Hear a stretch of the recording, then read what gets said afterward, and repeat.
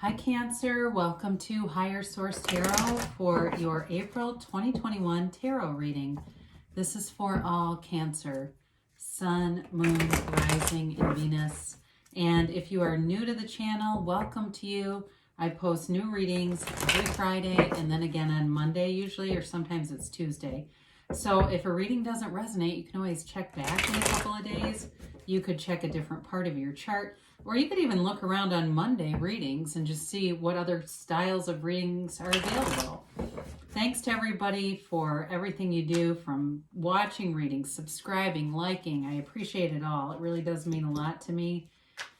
And I enjoy doing the readings, so thanks for sharing your energy. If you haven't subscribed, I'd like to invite you to join us. Then you'll know if there's any information, new postings, anything on the channel. You'll be aware of it if you're a subscriber. So let's begin and get the guidance for Cancer, Sun, Moon, Rising, and Venus. What does Cancer need to know, please? What messages do you have for Cancer for the highest good of all concerned? All right. We'll begin here with the tarot, and then we will use the Angel Answers oracles. Current situation, you have Judgment.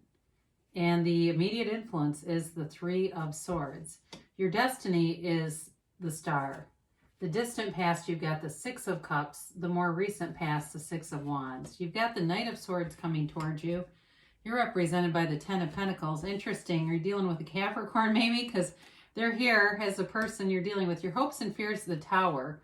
Now you've got the Six of Swords here and the outcome. And your clarifiers here are the Sun and the Nine of Pentacles here. So, you know, I feel like in terms of clarifiers, they're really telling you in terms of your life here, your life path, it's all about abundance, about security, stability, lots of loyal people around you, self-acceptance, self-mastery, and really allowing yourself to be in that higher vibrational place. Both of these very high vibrational cards, the frequency of attracting very positive aspects into your life. So the Sun, of course, is a card of complete unconditional happiness. And that may be part of the message too, is letting go of conditions, which I know is difficult. There's definitely somebody here that feels obsessed about you, and you might be moving away from them. That's possible. Or they're just heavily on your mind, like this person thinks about you constantly.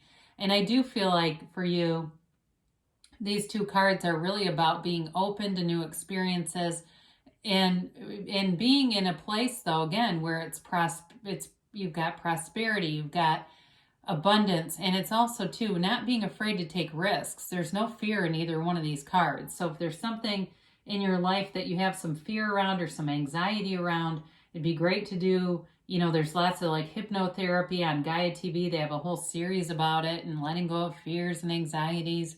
Or if there's plenty on YouTube too, just to help you get past that, because these clarifiers are available to you. So you may be waiting on whether it's an actual decision or just a turn of events to pass. And so with the Judgment card, I feel like there's a lot riding on this. And there is communication here too. So Judgment, though, again, is freedom from bondage. All right. Then unlike the Devil, which is almost like the opposite, it isn't being in bondage. So if that person, whoever's lurking here, or situation, it may also be a situation, it does feel like it's almost lurking over you in the reading. I do feel like it brings in some stress with the Three of Swords. And it feels tumultuous. Even though this is a card often associated with heartbreak, I feel like it has something to do just with just having this feeling of wanting to be done with something here. And so Judgment, though, brings in a revolutionary energy, much like the Sun, you know, that revolutionary energy of self-mastery, knowing who you are, knowing the path to take. There's no uncertainty with Judgment or the Sun. There's no confusion there. It's guided by the angels. And in your life path here, what a beautiful energy to have there. You've got, I didn't mention this, we shouldn't we? We've got here Capricorn, Aquarius, Leo. We've got fire, Aries, Leo, Sag. We've got Earth, Taurus, Virgo, Cap, Air, Gemini, Libra, Aquarius. And so The Star card is really about you being connected to your source. So you may just be a person who's got a very strong spiritual life and somebody who's already a practitioner of meditation, of energy healing, energy balancing, or a student of it. Either way, it's a very important part of your life path here. The Star card is also about wish fulfillment. So you didn't come here to be stuck in the weeds. The joy is in the journey, but you came here to expand. You came here to be that whole of what you are with source energy. And so the card really does depict a connection to source. She uses the pool of consciousness for balance and keeps one foot on the material earth plane.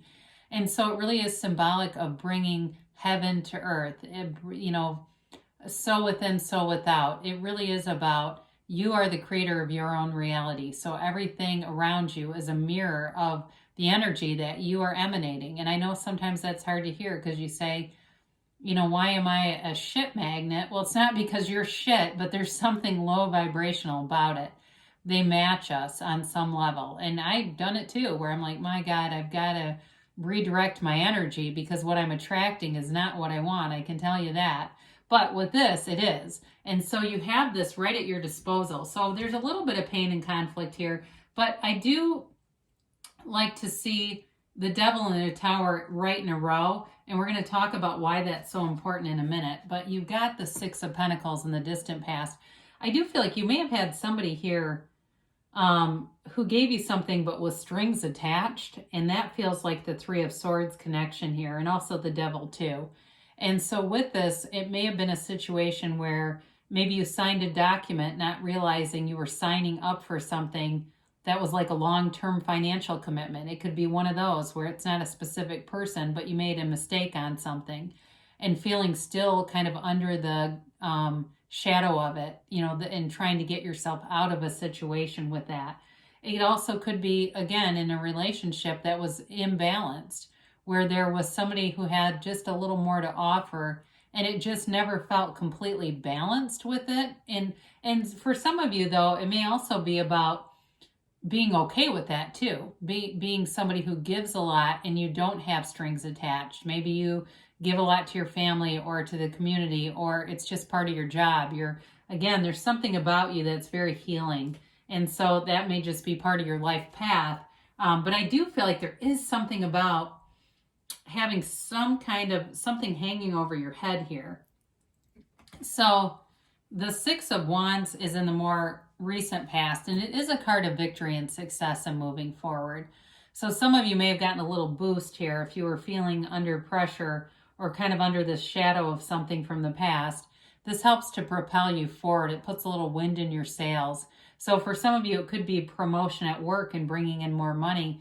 But it also could be attracting a new love interest if this character who's fairly obsessed about you is not really not something you want to reciprocate. But I feel like you're also in a place here where you're taking good care of yourself. You're doing things that make you feel confident, that make you feel secure and capable. It's even beyond capable, but there's definitely this strong feeling of empowerment here. That's the word I'm looking for. So for some of you, the communication that comes in may be very brash, and be aware of that, okay? Because we can be prone to mirroring this energy when it comes at us, and we'll just get more of it, right? And it is quick and sudden. That's the good news. So again, those of you that are making or waiting on a decision, you may get communication that comes in and kind of rocks you a little bit, though. It just feels like it's good in a way because it gives you some finality from the waiting, but it's also jarring, okay? But I do feel like if there's money involved in that, in the judgment with this, it's in a positive way for you because you're represented here by the Ten of Pentacles. Who doesn't love that? The Ten of Pentacles is not only the wealth card, but it's also an indicator of being in a very harmonious field because you got some chaotic energies around you and somebody who is very stuck on you. And it could be a job too, where they just it's something that just keeps pushing. It just feels like this energy. And so with the Ten of Pentacles, it allows you some protection from that. It allows you to be focused on other more harmonious aspects. And in this, though, it may be an unexpected resource or somebody who unexpectedly helps you. And maybe they stand up for you with the devil energy, or they help you to get released from it. And if it's a monetary thing, it may even be money that shows up that helps you to pay it off so you're out from underneath that burden if you've got some kind of financial burden, because this is money coming in, it's new resources, and it's also, though, a card of being appreciative of the positive aspects around you. If you look at the cards, they're kind of not really paying attention to each other. And so sometimes we can get lost up in, it's symbolic of getting lost up in kind of the details of our life and missing out on the bigger picture. So I feel like they're telling you to be aware of that bigger picture of your life. Where are you really headed? So I said we'd talk about these. Well, these two are in order in the major arcana, and for a very good reason. You got 78 cards here, so to have two cards pop out together is a message. There's something stuck here, and the Tower comes in to move it forward. So the Devil is very much about the mind. It's the ego level, the mind, and it's the Capricorn energy, so it possibly could be a Capricorn, but it's really about it's a few different things. It's about not meeting your full potential. And it may be a restrictive situation where you're saying, yes, if I was free of that, I would have all these other things I'd be doing, but I'm under this burdensome energy. It is also, though, a toxic cycle, and it's being connected to somebody who's very self-centered, very self-serving, and they also are somebody that likes things with strings attached. They don't do anything without expecting something in return. I did mention before, I do feel like they think about you a lot, and it may be an ex or even a job related thing where they keep refocusing their energy on you. And so with this kind of toxic type of energy, one thing to remember is its contrast, and that brings us to the expansion. That brings us to our desires. The darkness, or in this case, it's the shadow aspect. If you ever look at the Lovers is the light. It's very similar in terms of the way the cards are designed. This is the shadow. The shadow is the greatest guide to the light. And so the Tower comes in a very useful way. You want the Tower in energies or readings where things are stagnant, because this will move it forward. The Tower is always on your side. This is the universe coming in to knock down something, the crown of the ego. It is to knock down that control of the mind, the repetitive cycles, and help you to get out of that. The Tower's also got these, they look like little fire, but really they're the Yads of the Tarot. So the first letter of the name of God in Hebrew. And so it brings you a gift. So nature abhors a vacuum. Anything that is taken and moved out of your life will be replaced with something better. So if it's a job, if it's a relationship, because the Sun and the Nine of Pentacles that we talked about earlier are very positive cards. And so with this, it really is about moving you forward, whether your ego likes it or not. So you've got, again, moving forward. This is in a less harsh looking way, but the Six of Swords is a card that has some emotion to it, but it's moving into smoother territory. So if something was very tumultuous, certainly, the Tower's a wake-up call. I say this a lot too. It's like the corporate raider that comes in to take over something that's not working and reorganize it, restructure, and bring in something so much better.